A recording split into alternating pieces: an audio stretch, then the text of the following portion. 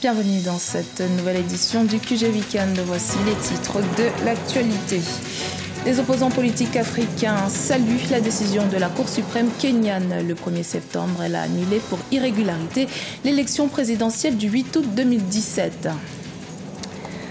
Comment lutter contre la fraude et l'impunité? Une conférence s'est tenue à ce propos en République démocratique du Congo. L'objectif étant d'améliorer le climat des affaires dans le pays. Et puis le gouvernement camerounais débloque 4 milliards de francs CFA pour l'éducation des élèves déplacés de l'extrême nord du pays. La zone en proie aux exactions de Boko Haram a vu de nombreuses écoles fermées. L'annulation du scrutin présidentiel du 8 août au Kenya a suscité de vives réactions sur le continent. Cette invalidation, la première du genre sur le continent, a permis de montrer une Afrique avec des institutions matures. Elle suscite de l'enthousiasme chez les partisans de la démocratie, mais fait surtout réagir les opposants politiques. Les détails avec Siamlo Victor Asseji. Il a été qualifié d'historique par l'ensemble de la classe politique africaine, l'annulation de l'élection présidentielle kenyane du 8 août 2017. Celle-ci avait d'abord consacré la victoire du président sortant Uhuru Kenyatta, mais suite à un recours déposé auprès de la Cour suprême du pays par le principal opposant Raila Odinga, la présidentielle a été invalidée par l'institution politique. Cette décision surprise, la première sur le continent africain, a fait réagir l'ensemble de la classe politique et surtout les opposants politiques africains.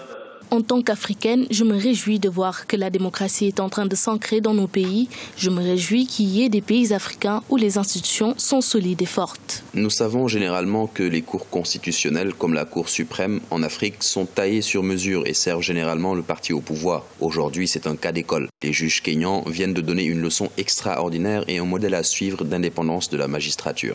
Suite à l'invalidation de ce scrutin, la Cour suprême a ordonné la tenue de nouveaux scrutins avant 60 jours. Les Kenyans seront alors de nouveau appelés aux urnes.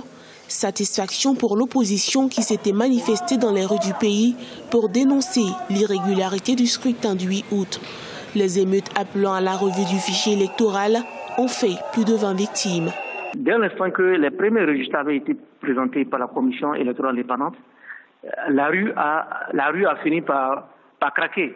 Parce qu'on se disait que nous allons revenir dans la psychose de 2013 où la majeure partie des arguments allaient être rejetés par la Cour suprême. Ça n'a pas été le cas parce que la Cour suprême est aujourd'hui composée notamment de nouveaux juges, qui ont une véritable indépendance. En réalité, la transmission compacte entre les procès-verbaux et notamment le serveur électronique, il y avait un problème à ce niveau et Raila Odinga avait déjà signalé cela. Consolidation de la démocratie, exemple de maturité démocratique ou encore source d'inspiration, l'annulation de la présidentielle au Kenya par la Cour suprême reste un acte fortement commenté. Sur le continent africain, les délibérations faisant suite à des scrutins sont parfois à l'origine de crises post-électorales. L'exemple kényan appelle à réfléchir tant sur la capacité des institutions à organiser des élections équitables que sur leur rôle dans la construction d'une stabilité sociopolitique durable.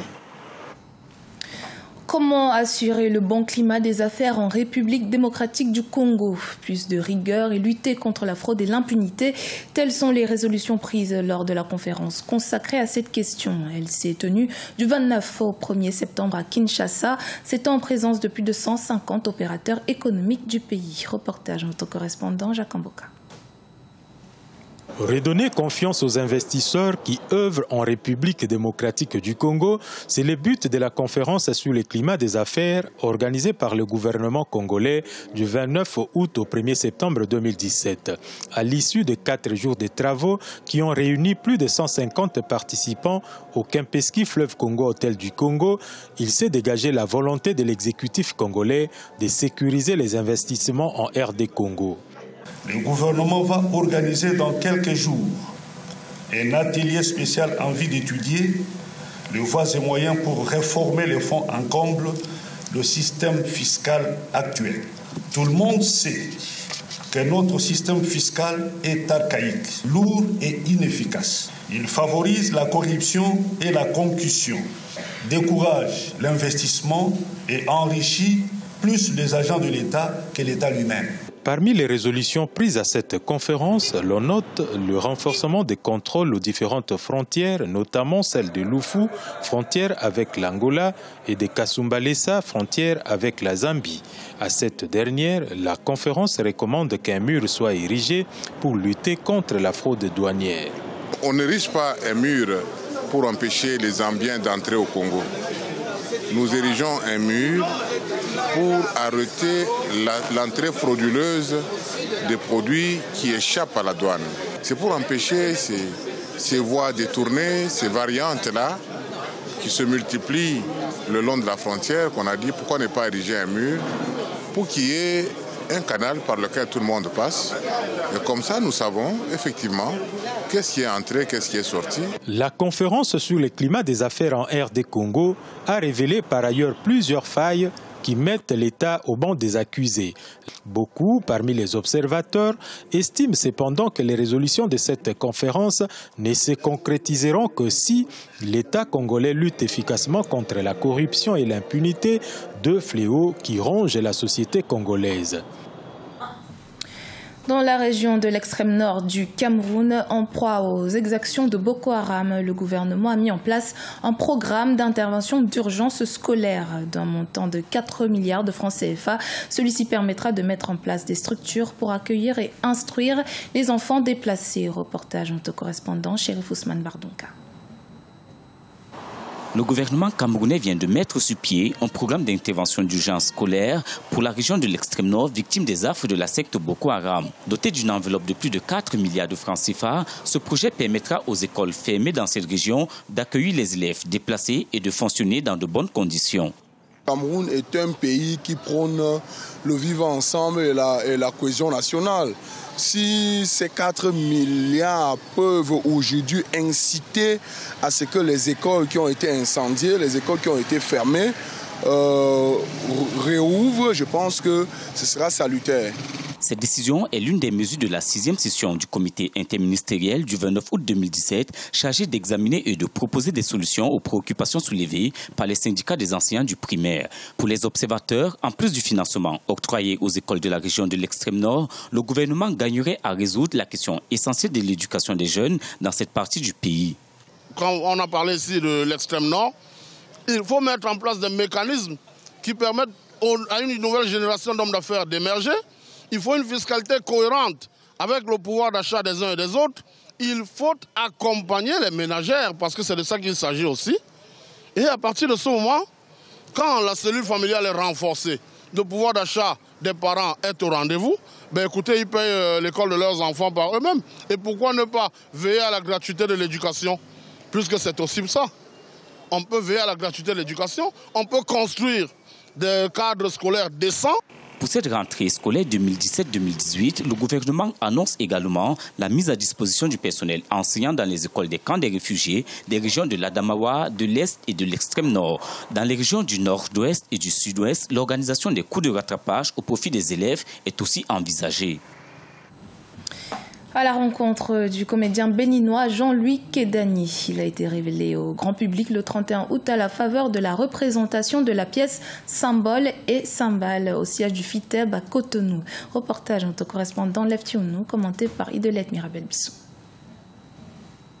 Jean-Louis Kédani a remis au goût du jour la pièce de Minzmin Glegle dénommée Symbole et Cymbale.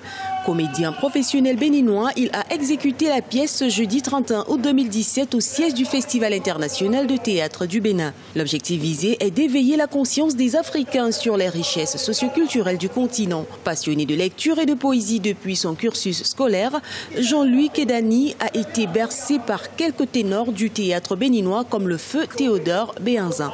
Dans cette pièce théâtrale, l'acteur donne les conditions pour développer le continent noir. C'est pour éveiller les consciences de mes frères africains. C'est pour montrer à mes amis africains, à mes frères, à mes grands frères, à mes petits frères que nous n'avions rien à chercher avec les Occidentaux. Nous avions tout ici en Afrique. Au Bénin seul, nous avions tout. Tout ce que nous voulons, nous avions ça ici. Prenons l'exemple, on prend le coton d'ici, ça se cultive ici, on nous envoie ça là-bas, on revient, on nous vend ça très cher. Le pétrole, nous avons ça. Nous avons tout ce dont on a besoin en Afrique.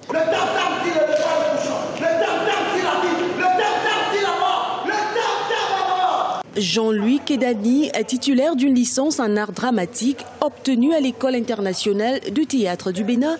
Il est le fondateur de la troupe Les Triomphes du Bénin. Sa compagnie a été créée en 2004 et officie dans la pratique de l'art dramatique, la formation, la création et la diffusion. L'objectif visé est d'informer et éduquer la jeunesse à travers le théâtre.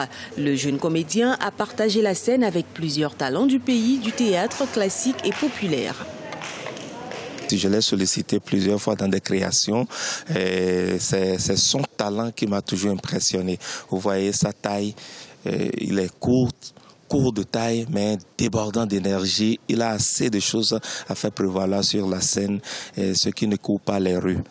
Jean-Louis Kedani entend s'investir davantage afin de restituer cette création intitulée Symbole et Cymbales dans les 77 communes du Bénin. Sa compagnie Les Triomphes du Bénin s'active également pour la tenue de la 15e édition du Festival scolaire et universitaire de théâtre et de chorégraphie en 2018.